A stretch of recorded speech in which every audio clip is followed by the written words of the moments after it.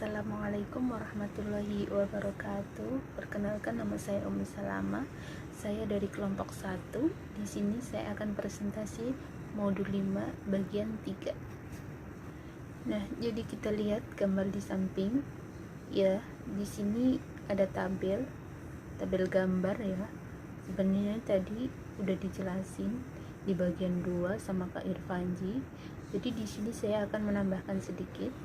Jadi itu garis yang tebal, yang lebih pendek itu, yang menjulang lebih pendek itu namanya sampel. Sedangkan garis yang titik-titik menjulang tinggi dinamakan populasi. Kita kan kalau melakukan hipotesis suatu menguji itu kan menyimpulkannya tujuan populasi kan. Misalnya kita mau meneliti hasil voting untuk presiden. Jadi kita mengambil sampel, kita berharapnya bukan sampelnya atau nilai sampel, tapi kita estimasinya untuk populasi. Jadi kita memprediksi hasil yang kecil untuk hasil yang besar. Contoh 3. Para pekerja di sebuah industri memiliki rata-rata upah sebesar 280.000 per bulan dengan simpangan baku 40.000 per bulan. Setiap mahasiswa dari universitas lokal diberi satu proyek untuk menghitung rata-rata upah dari 25 pekerja yang dipilih secara acak, di manakah nilai rata-rata upah cuplikan-cuplikan tersebut dan berapakah nilai simpangan bakunya. Penyelesaian dengan menganggap bahwa jumlah mahasiswa sangat banyak sehingga cukup untuk dikatakan bahwa distribusi probabilitas dari X bar akan berfluktuasi sekitar estimasi X sama dengan mu sama dengan 280.000 dan simpangan baku 40.000. Jadi rumusnya sigma X bar sama dengan sigma per akar N sama dengan 40.000 dibagi akar 25 sama dengan hasilnya 8.000. Nah, yang diketahui soal itu rata-rata upah atau mu ya, itu 280.000. Simpangan baku itu simbolnya sigma ya. Jadi sigmanya itu ada 40.000 dan yang diketahui soal 25 pekerja. 25 pekerja itu sampel atau N. Nah, jadi kita masukkan ke dalam rumus. Jadi sigma X bar sama dengan sigma per akar N sama dengan 40.000 dibagi akar 25.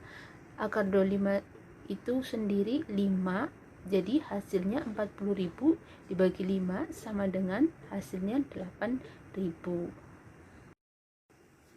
Bila kita tahu bahwa X dan Y adalah variabel normal, maka setiap kombinasi linear yang berbentuk Z sama dengan AX plus BY akan merupakan variabel normal juga.